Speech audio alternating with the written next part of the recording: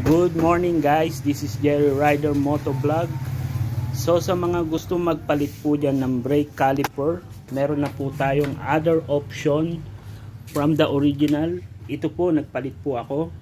So kasi po yung ating brake caliper is medyo nag-stack up na at madumi na. So ang ating napalit na compatible po niya, replacement, ay Shogun brake caliper.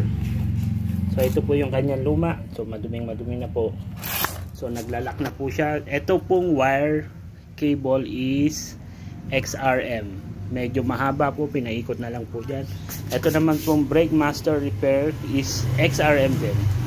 So fit na fit siya sa ating Gixxer.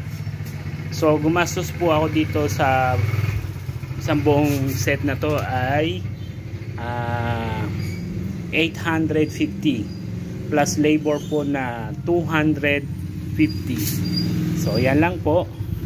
So sa mga gusto magpalit, yan na po ang ating kasagutan. Brake caliper compatible Shogun mga kaibigan.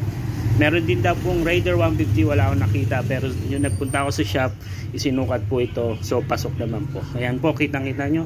So mga ka-rider, ka-Gixxer, XRM, Shogun.